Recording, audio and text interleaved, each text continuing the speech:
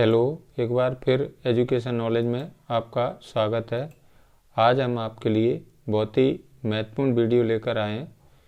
तो आप देखेंगे आपका जो क्वेश्चन पेपर है 2022 का, यहाँ पर आप देख सकते हैं ये हाई स्कूल मुख्य परीक्षा वर्ष 2022 का क्वेश्चन पेपर है, यानी पेपर है, और विषय है सामाजिक विज्ञान, सोशल साइंस का पेपर है जी 2022 का। तो इसमें हम आज प्रश्न क्रमांक 6 से लेकर 23 तक के प्रश्नों को हल करेंगे, यानी कि परीक्षा में प्रश्नों को कैसे लिखा जाता है इसके बारे में संपूर्ण जानकारी मैं इस वीडियो में आपको देने वाला हूं। यदि आप 2022, 2023 और 2024 का और अर्धवार्षिक का पेपर सभी को परीक्षा से पहले हल कर लेते हैं, यानी सभी प्रश्नों को लगा लेते हैं, तो आपको परीक्षा में बहुत ही अच्छी मदद मिलेगी। ठीक है, तो आपको सभी प्रश्न पत्रों को 2022, 2023, 2024 और अर्धवार्षिक का जो पेपर आया हुआ था हुआ है उन सभी प्रश्नों को परीक्षा से पहले आपको लगा लेना है, तो आपको बहुत ही परीक्षा में उससे मदद मिलने वाली है। तो आप देखेंगे ये 2022 का क्वेश्चन पेपर है, ठीक है, सामाजिक विज्ञान का कक्षा 10 के विद्यार्थियों के लिए। तो इसमें हमें प्रश्नों को कैसे लिखना है इसके बारे में मैं संपूर्ण जानकारी मैं इस वीडियो में आपको बताने वाला हूं। तो आइए शुरू करते हैं। इसमें आप देखेंगे जी, नीचे चलते हैं हम। तो पहले ये वस्तुनिष्ठ प्रश्न है, इसमें इसके बाद में आप देखेंगे ये वस्तुनिष्ठ प्रश्नों का सॉल्यूशन मेरे उस पर डला हुआ है, आप इसमें देख सकते हैं उनको जाके। ठीक है, अब हम प्रश्न क्रमांक 6 से लेकर आगे के प्रश्नों को इसमें आज हल करेंगे। तो आप देखेंगे इसमें ये प्रश्न क्रमांक 5 है, 5 के बाद प्रश्न क्रमांक 6 है। आप देखेंगे इसमें यहाँ पर देखिए प्रश्न क्रमांक 6 है ना, इसमें पूछा गया है प्रश्न क्रमांक 6 में 2 प्रश्न दिए हैं आपकी। औद्योगिक उत्पादन से क्या आशय है, ठीक है, और इसके अथवा में आप देखेंगे इसका और में दिया है जमशेद जी जीजा भोए कौन थे। ए मे की जगह ए है जी, ठीक है, जीजा भोए कौन थे, है ना। तो इसमें से कोई एक प्रश्न आपको परीक्षा में करना है, या तो आप ऊपर वाला करेंगे तो नीचे वाला नहीं करेंगे, या इनमें से कोई जो प्रश्न आपको अच्छे से याद है, यदि आपको ऊपर अच्छा याद है तो ऊपर का करेंगे, नीचे वाला नहीं करेंगे। यदि आप नीचे का आपको अच्छे से याद है तो फिर एक ही प्रश्न इसमें करना है, यानी कि ऊपर वाला याद है अच्छे से तो ऊपर वाला करेंगे, नीचे वाला नहीं करेंगे, और यदि नीचे वाला अच्छे से याद है तो ऊपर वाला नहीं करेंगे। तो कोई 2 प्रश्नों में से आपको कोई एक प्रश्न करना है परीक्षा में जो आपको अच्छे से याद है। तो आप इसमें देखिए औद्योगिक उत्पादन से क्या आशय है, इसको इनमें ऐसे क्वेश्चन में से एक कर रहे हैं हम, ठीक है। तो इसमें देखिए आपके लिए ये प्रश्न क्रमांक, देखिए प्रश्न क्रमांक 6 कैसे डालेंगे हम। इसमें आपको लिखना है प्रश्न क्रमांक 6, है ना, एक लाइन का गैप कर देना है यहाँ पर, और इसमें आपको उत्तर लिखना है। यहाँ से क्या लिखना है उत्तर में, फैक्ट्रियों में होने वाले उत्पादन को औद्योगिक उत्पादन कहते हैं ना। फैक्ट्रियों से जो उत्पादन होता है उसको क्या कहते हैं, औद्योगिक उत्पादन कहते हैं हम। इसके बाद में आप देखेंगे यहाँ पर प्रश्न क्रमांक डाला आपने, एक लाइन का गैप किया, और यहाँ पर उत्तर लिखेंगे। इसके बाद में इसका लिख देंगे उत्तर केवल फैक्ट्रियों में होने वाले उत्पादन को औद्योगिक उत्पादन कहते हैं। अब इसके बाद में हम आएंगे अगले प्रश्न की तरफ। तो आप देखेंगे ये 6 में से एक कर दिया हमने। अब प्रश्न क्रमांक 7 देखते हैं, ठीक है। इसमें देखिए पूछा गया है आपका प्रश्न क्रमांक 7 में गाथा गीत से क्या आशय है ना। इसके बाद में अथवा वाला पूछा गया है, इसमें प्लांटेन से क्या आशय है। तो इसमें से कोई एक प्रश्न आपको परीक्षा में करना है जो आपको अच्छे से याद है, ठीक है। तो हम ऊपर वाला प्रश्न कर रहे हैं गाथा गीत से क्या आशय है। तो इसमें देखिए इसको कर लेते हैं हम। यहाँ पर देखिए प्रश्न क्रमांक पहले क्या डालेंगे हम, प्रश्न क्रमांक डाल देंगे 7। यहाँ पर आप देख सकते हैं प्रश्न क्रमांक डाला आपने 7, ठीक है, और इसमें उत्तर में लिखेंगे गाथा गीत लोकगीत का ऐतिहासिक आख्यान था जिसे गाया या सुनाया जाता था, है ना। इस प्रकार आपको लिखना है परीक्षा में, यानी साफ सुथरे स्पष्ट आपको परीक्षा में प्रश्नों के आंसर लिखना है। देखिए उत्तर डालेंगे, गाता गीत लोकगीत का ऐतिहासिक आख्यान था जिसे गाया या सुनाया जाता था, है, ठीक है, या था। इसके बाद नेक्स्ट क्वेश्चन लेते हैं हम, प्रश्न क्रमांक 8। इसमें देखिए प्रश्न क्रमांक 8 पे चलते हैं। तो इसमें भी आपके 2 प्रश्न पूछे गए हैं। देखिए इसमें पहला है, इसमें मृदा अपरदन से क्या तात्पर्य है ना। इसमें और वाला क्वेश्चन पूछे गया है, और माने अथवा, बांगर क्या है। इनमें से 2 क्वेश्चनों में से कोई एक प्रश्न आपको परीक्षा में करना है, जो आपको अच्छे से याद है उसको आपको करना है, ठीक है। तो इसको हम ऊपर वाले को कर रहे हैं, मृदा अपरदन से क्या तात्पर्य है, ठीक है। तो इसमें देखिए आप देखेंगे प्रश्न क्रमांक 8 डाल देंगे, जो प्रश्न कर रहे हैं उसी का आपको क्रमांक डालना है। प्रश्न क्रमांक 8 डाल लिया आपने, यहाँ पर एक लाइन का गैप करेंगे और यहाँ पर उत्तर लिख देंगे। मृदा के कटाव और उसके बहाव की प्रक्रिया को मृदा अपरदन कहते हैं, ठीक है। तो इसमें एक लाइन में उत्तर आपको लिख देना बढ़िया। मृदा के कटाव और उसके बहाव की प्रक्रिया को क्या करते हैं, मृदा अपरदन कहते हैं। मृदा माने क्या होता है, मिट्टी, ठीक है। मृदा माने क्या होता है, मिट्टी। इसके बाद में नेक्स्ट क्वेश्चन लेते हैं अगला। तो प्रश्न क्रमांक 9 है। देखिए 9 में भी 2 क्वेश्चन दिए हैं, तो आपको जो अच्छे से याद है परीक्षा में उसी को आपको करना है। 9वां क्वेश्चन है, अभ्यारण्य किसे कहते हैं। इसके बाद में और यानी अथवा वाला क्वेश्चन दिया है, केंद्रीय वन आयोग क्या है। तो इसमें से कोई एक प्रश्न आपको जो अच्छे से याद है उसको आपको करना है। तो इसमें हम इस प्रश्न को कर रहे हैं, अभ्यारण्य किसे कहते हैं ना। तो प्रश्न क्रमांक सबसे पहले कितना डालना है आपको, 9।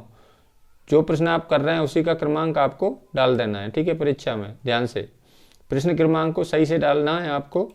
इसमें देखिए प्रश्न क्रमांक 9 कर रहे हैं हम, प्रश्न क्रमांक 9 डाल दिया हमने। इसके बाद में उत्तर लिखना है आपको। अभ्यारण्य का अर्थ है ऐसा अरण्य, अरण्य माने क्या होता है, वन। ऐसा अरण्य या वन, अरण्य या वन एक ही बात होती है। ऐसा अरण्य या वन जहाँ जानवर बिना किसी भय के रहते हैं, है ना, बिना किसी भय के रहते हैं, उनको क्या कहते हैं, अभ्यारण्य कहते हैं। ऐसा अरण्य या वन जहाँ जानवर बिना किसी भय के रहते हैं। अभ्यारण्य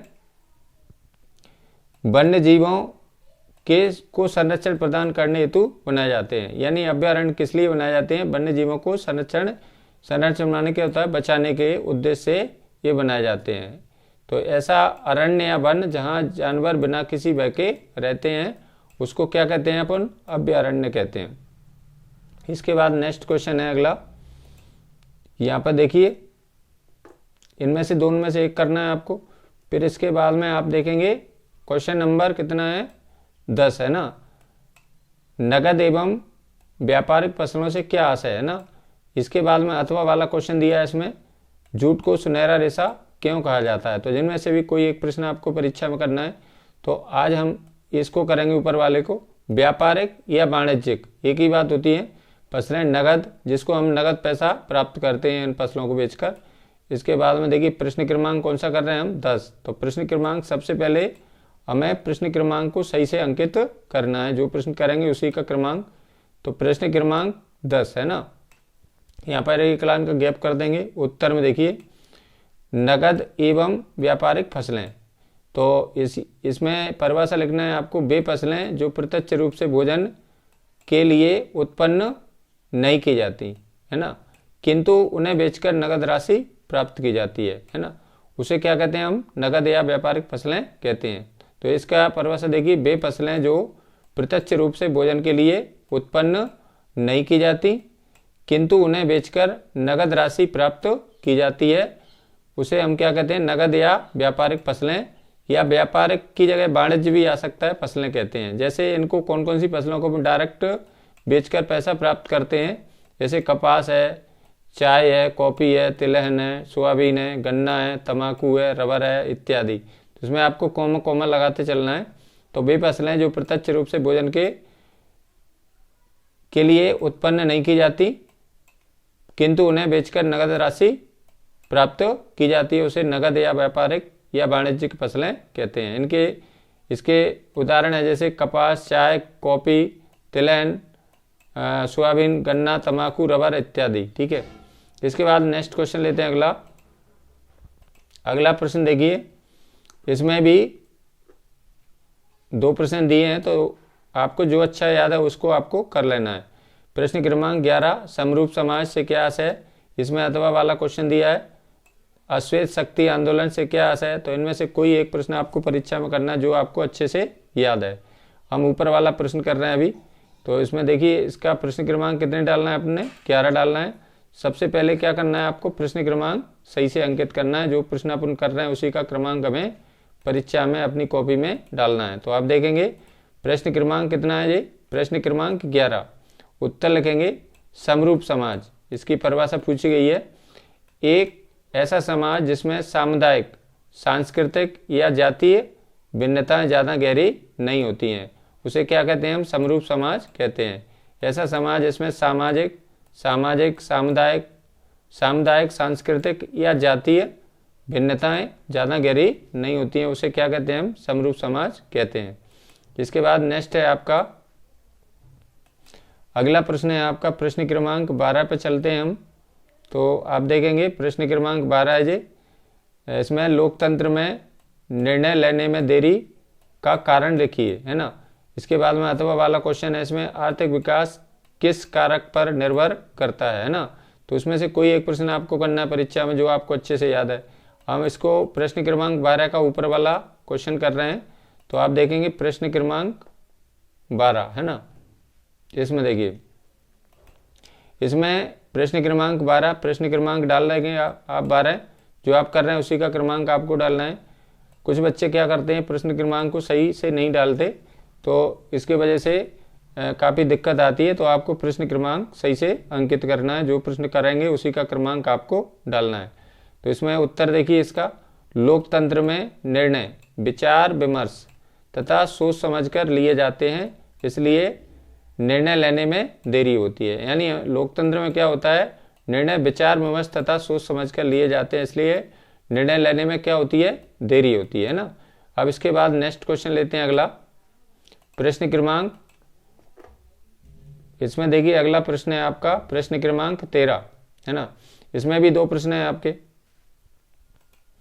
तो इसमें पूछा गया है आपका मुद्रा क्या है, यानी मुद्रा। देखिए कभी कभी क्या होते हैं छात्र हमारे मुद्रा और मृदा में अंतर नहीं समझ पाते। ठीक है, मुद्रा क्या होती है? पैसा होता है, नगद पैसा या राशि जो होती है वो मुद्रा कहलाती है। और मृदा क्या होती है? मृदा मिट्टी होती है। तो इसको भी हमें ध्यान रखना है। कुछ बच्चे हमारे इसमें कन्फ्यूज होते हैं, मुद्रा यानी पैसा, रुपया, और मिट्टी यानी मृदा। मृदा को क्या बोलते हैं? मिट्टी। इसके बाद में देखिए मृदा क्या है, तो मुद्रा क्या है, सॉरी।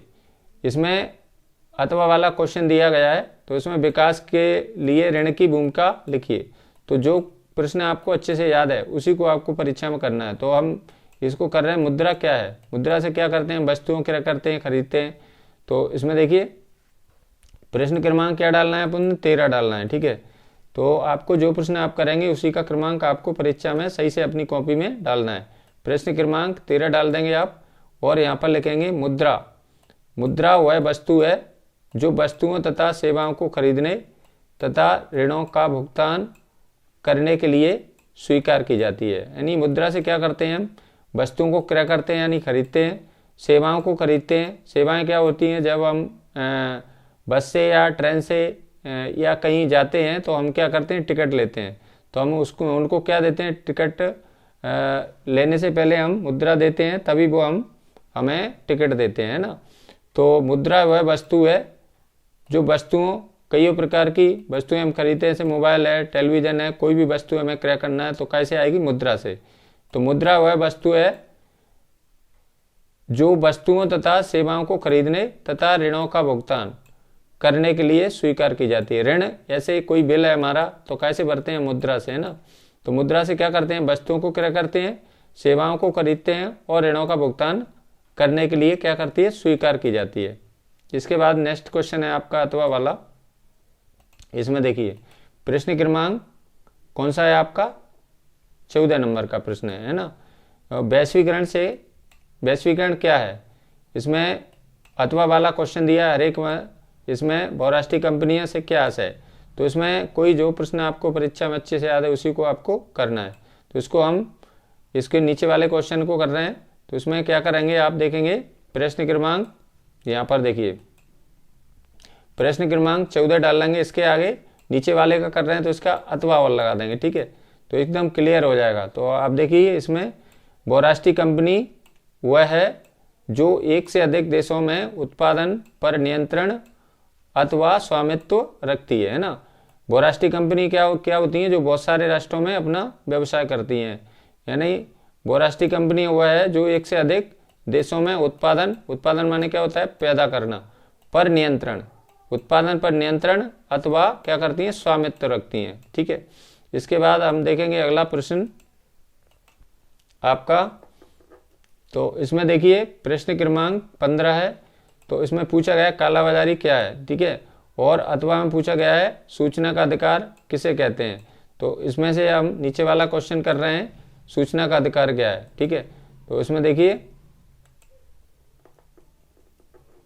प्रश्न क्रमांक 15 है ना, 15 का कौन सा कर रहे हैं, नीचे वाला कर रहे हैं। प्रश्न क्रमांक 15 डाल लिया हमने और नीचे वाला कर रहे हैं, तो इसके आगे अथवा और लगा देना है आपको। तो उत्तर में देखिए भारत सरकार ने वर्ष 2005 में सूचना का अधिकार लागू किया था, ठीक है।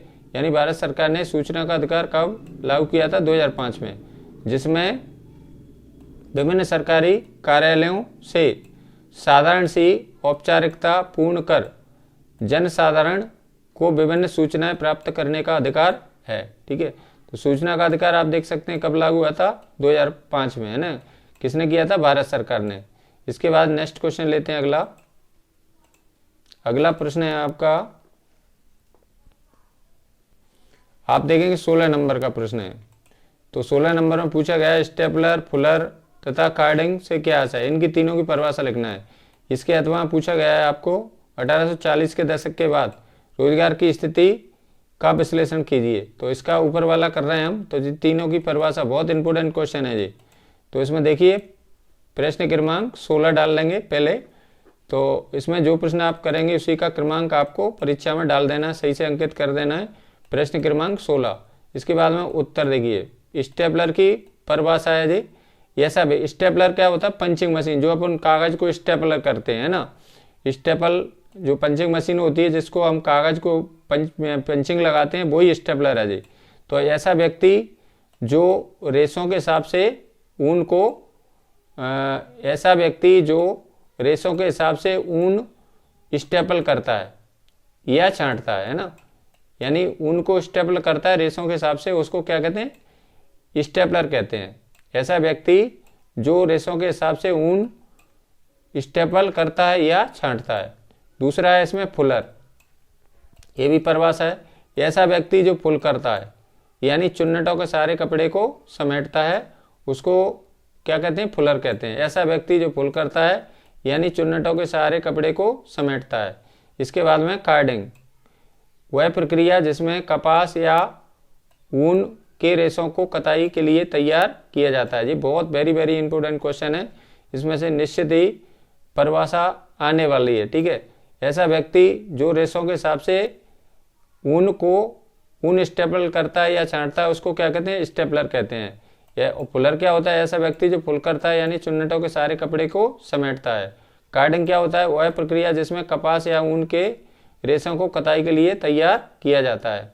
इसके बाद नेक्स्ट क्वेश्चन देखते हैं अगला, 16 नंबर तक हो गए। इसके बाद में देखिए 17 नंबर का प्रश्न है। इसमें हमें खनिजों के संरक्षण की आवश्यकता क्यों है।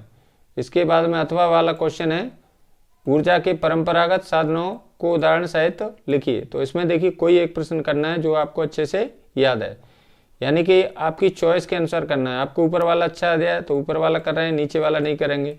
यदि आपको नीचे वाला अच्छे से याद है तो फिर ऊपर वाला नहीं करेंगे, करना एक ही है, ठीक है। तो इसमें देखिए मैं आपको नीचे वाला क्वेश्चन कर रहे हैं हम। इसमें देखिए 17 नंबर का अथवा, देखिए ये प्रश्न क्रमांक आपको डालना है सही से, प्रश्न क्रमांक 17 का अथवा, नीचे वाला कर रहे हैं तो अथवा और लगा देना है इसमें। तो इसमें उत्तर देखिए, ऊर्जा के परंपरागत स्रोत वे हैं जिनका उपयोग प्राचीन समय से किया जा रहा है।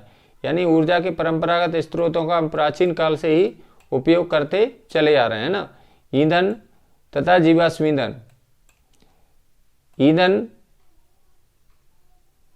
ईंधन तथा जीवाश्म ईंधन परंपरागत ऊर्जा के दो प्रमुख मुख्य स्रोत हैं। यानी ईंधन और जीवाश्म ईंधन परंपरागत ऊर्जा के दो प्रमुख स्रोत हैं। ऊर्जा के परंपरागत स्रोत में मुख्य रूप से खनिज तेल, प्राकृतिक गैस, ईंधन, कोयला, जल विद्युत आदि को शामिल किया गया है। यानी ऊर्जा के परंपरागत मुख्य स्रोतों में कौन कौन सी चीजें शामिल होते हैं? खनिज रूप में खनिज तेल और प्राकृतिक गैस, कोयला, ईंधन, कोयला, जल विद्युत आदि को सम्मिलित किया गया है। ऊर्जा के अधिकांश परंपरागत स्रोत अनवीकरण है। यानी अनवीकरण क्या होता है? जिनको हम एक बार प्रयोग करने के बाद में जो पूरी तरह नष्ट हो जाते हैं, यानी खत्म हो जाते हैं, जिनके निर्माण में हजारों वर्ष लगते हैं। यानी इनको बनने में बहुत ही समय लगता है, यानी हजारों वर्ष का समय लगता है। परंपरागत ऊर्जा के स्रोतों के अत्यधिक उपयोग से इनके समाप्त होने का खतरा है। तो इनका हमें सही से, यानी ज़्यादा हम इस्तेमाल करेंगे तो इनका समाप्त होने का खतरा ज़्यादा है। इसके बाद नेक्स्ट क्वेश्चन लेते हैं अगला 18 नंबर का। बहुत इंपोर्टेंट क्वेश्चन है जी। ऊपर वाला आप देखेंगे 18 नंबर का, आधारभूत उद्योग से क्या आशा है? उदाहरण सहित लिखिए। इसमें देखिए, इसमें और वाला क्वेश्चन है, जल प्रदूषण को नियंत्रित करने के कोई 3 उपाय लिखिए। तो इनमें से कोई एक प्रश्न आपको परीक्षा में करना है। या तो ऊपर वाला याद है आपको तो ऊपर वाला करेंगे अच्छे से, जो आपको अच्छा याद है, और नीचे वाला याद है तो नीचे वाला करेंगे।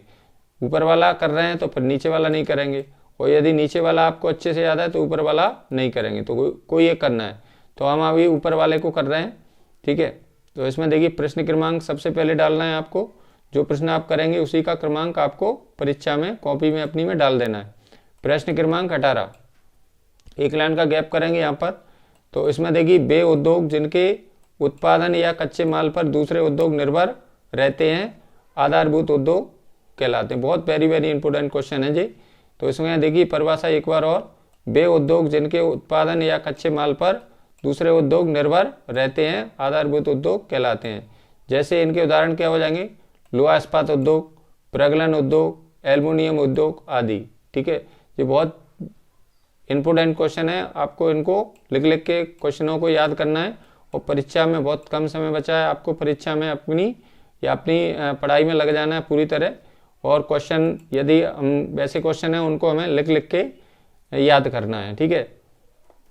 अब इसके में अगला क्वेश्चन है आपका 19 नंबर का, राजनीतिक दल से क्या आशा है? इसके बाद में अथवा वाला और क्वेश्चन है, राजनीतिक दल की कोई 3 विशेषताएं लिखिए। तो 3 विशेषताएं पूछी हैं, यानी 3 नंबर में आएगा तो 3 विशेषता, यदि 4 नंबर में आएगा तो 4 विशेषताएं आपको लिखना है, ठीक है। तो इसमें देखिए प्रश्न क्रमांक कौन सा कर रहे हैं हम? 19 नंबर। तो प्रश्न क्रमांक 19 को आपको अच्छे से डालना है। देखिए प्रश्न क्रमांक 19, ठीक है। यहाँ पर देखें प्रश्न क्रमांक डाल लेंगे, प्रश्न क्रमांक 19 अथवा, है ना। इसके नीचे वाला करेंगे तो अथवा और लगा देंगे इसके आगे। तो इसमें देखिए उत्तर में राजनीतिक दलों की 3 विशेषताएं पूछी हैं, तो इसमें हम 4-5 विशेषताएं दी हैं, तो आपको केवल 3 विशेषताएं पूछी है तो 3 ही करना है। तो देखिए इसमें पहली विशेषता है, इसमें राजनीतिक दल चुनाव लड़ते हैं। यानी सबसे पहले क्या करते हैं, राजनीतिक दलों को आपने चुनाव लड़ते अवश्य देखा होगा। तो राजनीतिक दल चुनाव लड़ते हैं और बहुमत प्राप्त करने पर सत्ता हासिल करते हैं। यानी जब उनकी पार्टी को बहुमत मिल जाता है तो क्या करते हैं, सत्ता हासिल करना माने सरकार बनाते हैं, ठीक है। दूसरा है इसमें, राजनीतिक दल देश के कानून निर्माण में महत्वपूर्ण भूमिका निभाते हैं। यानी राजनीतिक दल क्या करते हैं, देश के कानून निर्माण में महत्वपूर्ण भूमिका निभाते हैं। तीसरा पॉइंट है इसमें, तीसरी विशेषता है, चुनाव हारने वाले राजनीतिक दल सरकार में विपक्ष की भूमिका निभाते हैं। जो दल राजनीतिक दल चुनाव हार जाते हैं तो वे क्या करते हैं, विपक्ष की भूमिका निभाते हैं। अगला है इसमें, जनमत निर्माण में राजनीतिक दल महत्वपूर्ण भूमिका निभाते हैं। अगला पॉइंट है इसमें, दल ही सरकार द्वारा चलाए जाने वाले कल्याण कार्यक्रमों को लोगों तक पहुंचाते हैं। तो इसमें से कोई 3 विशेषताएं, यानी 3 नंबर में क्वेश्चन आ रहा है तो 3 विशेषताएं लिखना है। यदि 4 में आ रहा है तो 4 विशेषताएं लिखना है, ठीक है। तो अभी मैंने 5 विशेषताएं दी हैं, लेकिन आपको जितनी नंबर में आएगा उतनी विशेषताएं आपको लिख देना है पेपर में, कॉपी में। इसके बाद हम नीचे 20 नंबर का क्वेश्चन ले रहे हैं। देखिए इसमें पूछा गया है आपका जो मानचित्र पर आधारित प्रश्न है। प्रश्न क्रमांक 20, दिए गए भारत के मानचित्र में अभ्रक तथा मैग्नीज के क्षेत्रों को दर्शाइए। तो इसमें पूछा है, इसमें देख लेंगे पहले आपको ये वाले चारों चीज़ें आ रही हैं या इसके अथवा वाली आ रही हैं, पहले ये आपको ध्यान रखना है। इसमें नीचे अथवा वाला क्वेश्चन है, तो देखिए ये भी दिया है एक क्वेश्चन। इसमें भारत के मानचित्र में ऊर्जा के परंपरागत स्रोतों के क्षेत्रों को दर्शाइए। तो इनमें से यदि आपको ये चारों आ रही हैं तो आपको ये करना है। यदि आप ऊपर वाले क्वेश्चन की चारों ये दर्शाना आ रही हैं तो आपको ऊपर वाला करना है। पहले आपको देख लेना सही से हमें कौन सी चारों चीज़ें आ रही, नीचे वाली आ रही कि ऊपर वाली। तो अभी मैं आपके लिए प्रैक्टिस के लिए दोनों बता दे रहा हूँ। तो प्रश्न क्रमांक कितना डालना है हमें? 20। प्रश्न क्रमांक 20 कर रहे हैं। देखिए तो ये आपका भारत का मानचित्र, ठीक है। प्रश्न क्रमांक कौन सा कर रहे हैं हम? 20 कर रहे हैं। यहाँ पर देखिए प्रश्न क्रमांक 20। तो यहाँ पर क्या करना है आपको? क्वेश्चन नंबर यानी प्रश्न क्रमांक यहाँ पे कितने डालना है? 20 डाल देना है पहले, ठीक है। 20 नंबर पे आया तो 20 डालना है, 21 पे आया तो 21 डालेंगे। तो इसमें पूछा गया, देखिए दिए गए भारत के मानचित्र में अभ्रक तथा मैग्नीज क्षेत्र को दर्शाइए। तो इसमें हम कैसे दर्शाएंगे इसको? हमें केवल इन्हीं चीज़ों को दर्शाना है, अजमेर, हजारीबाग, बालाघाट और सुंदरगढ़, ये चीज़ों को दर्शाना है। कुछ बच्चे क्या करते हैं, इधर उधर लिखते रहते हैं। तो इनमें से जो हमारे पेपर में पूछा है उसी को हमें दिखाना है, ठीक है। एक तो इसमें ये पेपर ये दिया है ऊपर वाला, यदि आपको ये चारों चीज़ें आ रही तो इसको करना है, नहीं तो नीचे वाला एक नक्शा और है इसमें, यदि ये चारों चीज़ें आ रही तो फिर इसको करना है। तो पहले आपको डिसाइड कर लेना है कि आपको नीचे वाले चारों स्थानों को दर्शाना है ना कि ऊपर वाले को, ठीक है। फिर इसके बाद में करना है आपको। तो मैं अभी इसको कर रहा हूँ, नीचे ऊपर वाले को पहले, अभी मैं दोनों कर रहा हूँ, लेकिन परीक्षा में आपको एक ही करना है, ठीक है। देखिए क्या है इसमें? अजमेर। अजमेर को इसको मैं थोड़ा सा हल्का कर लेता हूँ।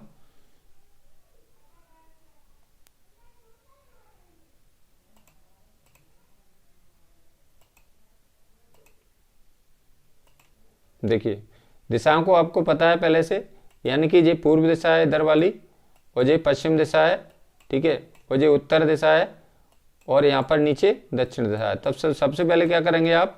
कौन से नंबर पर है? प्रश्न क्रमांक कितना है? 20। तो यहाँ पर आपको 20 प्रश्न क्रमांक डाल देना है यहाँ पर, ठीक है, ध्यान से।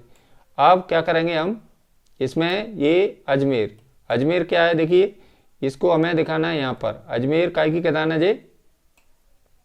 ये आपकी उसकी खदान है, अभ्रक की, ठीक है। तो यहाँ पर लिख देंगे आप अजमेर, अजमेर है ना, अजमेर।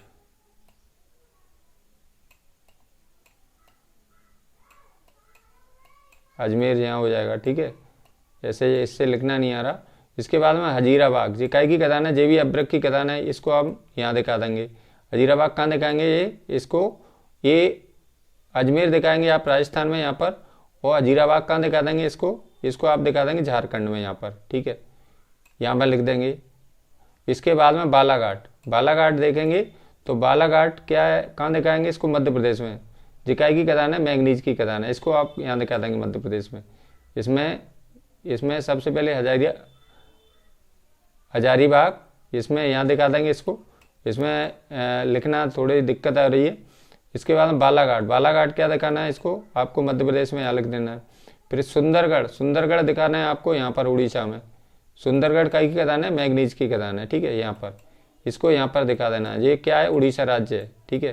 तो देखिए दोबारा से देखते हैं, यानी कि अजमेर कहाँ दिखाना है आपको? यहाँ पर राजस्थान में दिखा देना है यहाँ पर, ठीक है।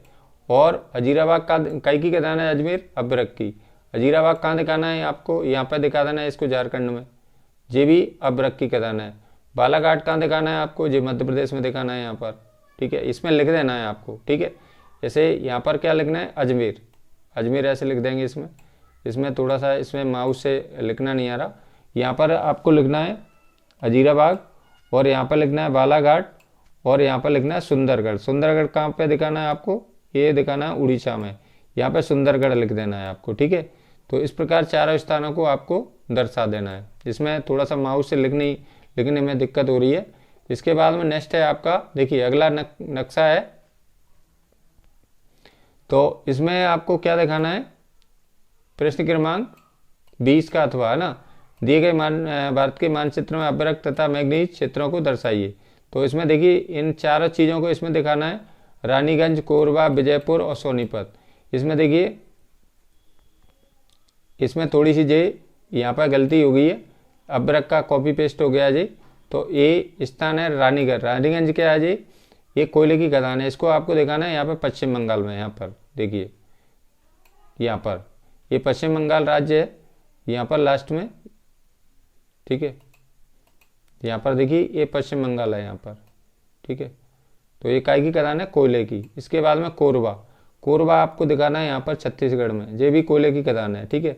फिर इसके बाद में आप देखेंगे विजयपुर, विजयपुर आपको मध्य प्रदेश में दिखाना है यहाँ पर, जी क्या है जी, प्राकृतिक गैस है। इसके बाद में सोनीपत, इसको आपको हरियाणा में दिखाना है यहाँ पर, ठीक है, यहाँ पर हरियाणा, जी क्या है, प्राकृतिक गैस है। तो आप देखेंगे हजीरा, विजयपुर, जगदीशपुर, यहाँ पर HVJ हजीरा और विजयपुर और फिर जगदीशपुर ये पाइपलाइन गई है। इसके बाद में आप देखेंगे सोनीपत तक गई है वो, ये थोड़ा सा यहाँ पर दिखाना है आपको हरियाणा, ठीक है। तो यहाँ पर इसको दिखा देंगे, तो ये क्या हो जाएगी, यहाँ पर देखेंगे रानीगंज क्या है, कोयले की खदान है, इसको आपको यहाँ पर दिखाना है पश्चिम बंगाल में।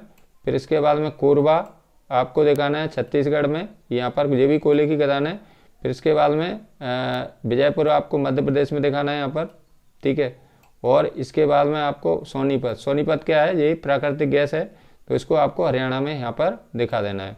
तो इस प्रकार 4 स्थानों को, इसमें माउस से थोड़ा लिखने में दिक्कत हो रही है, तो आपको यहाँ पर लिखना है, ठीक है। जैसे रानीगंज लिख देना है यहाँ पर सोनीपत लिख देना, यहाँ पर विजयपुर लिख देना, और यहाँ पर क्या लिखना है, कोरबा लिख देना है, ठीक है। यहाँ पर इसको लिख लेना है पॉइंट बना के, और इसको बगल में यहाँ पर लिखना है। इसके बाद नेक्स्ट है आपका, ये दोनों क्वेश्चन हो गए आपके, ये इधर वाला भी हो गया। अब इसमें अगला क्वेश्चन है आपका असहयोग आंदोलन, है ना। इसमें देखिए प्रश्न क्रमांक 21 है, असहयोग आंदोलन के कोई 4 कारण लिखिए। और नीचे अथवा वाला क्वेश्चन है, इसमें सविनय अवज्ञा आंदोलन का कारण कीजिए। तो इसमें से कोई एक करना है आपको, जो आपको अच्छे से याद है। तो हम ऊपर वाले को कर रहे हैं, तो इसमें प्रश्न क्रमांक आपको सही से डालना है पहले। तो यहाँ पर देखिए, इसमें यहाँ पर देखिए प्रश्न क्रमांक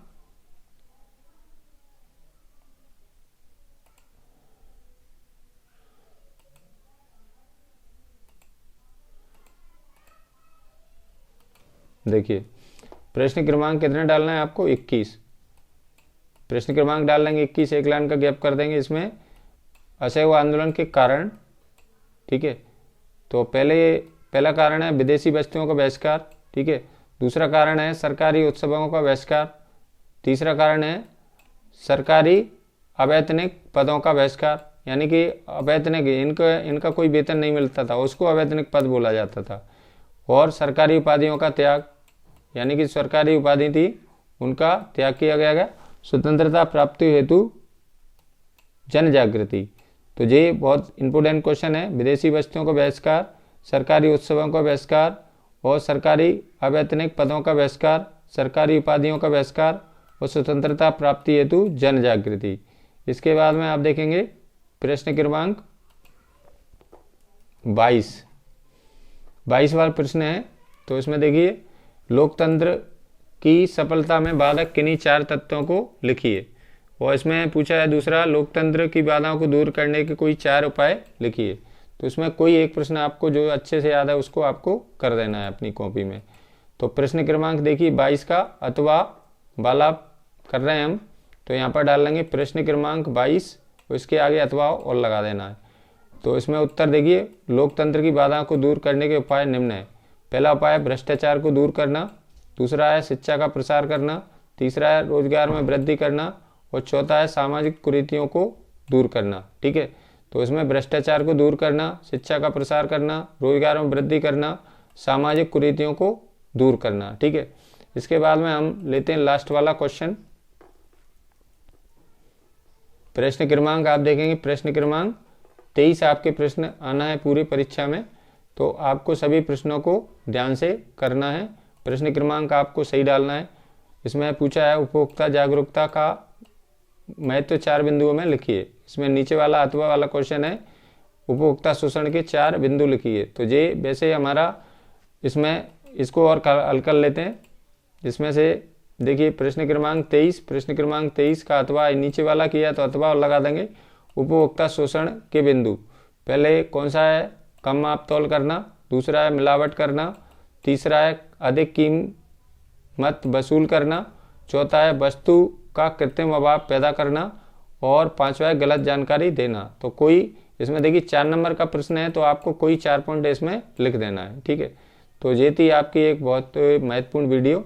आपको सभी प्रश्नों को सही से करना है परीक्षा में, तो आपको बहुत ही अच्छे नंबर आपकी आने की संभावना है।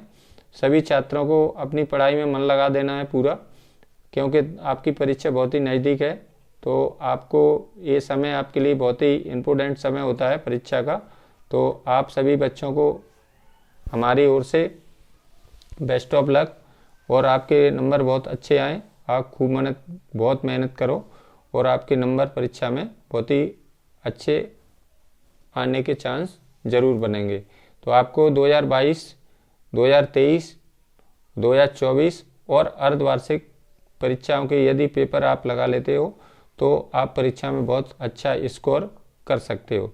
यदि आपको यह वीडियो अच्छी लगी हो तो अपने मित्रों के साथ इसको लाइक करें और शेयर करें मित्रों के साथ। धन्यवाद।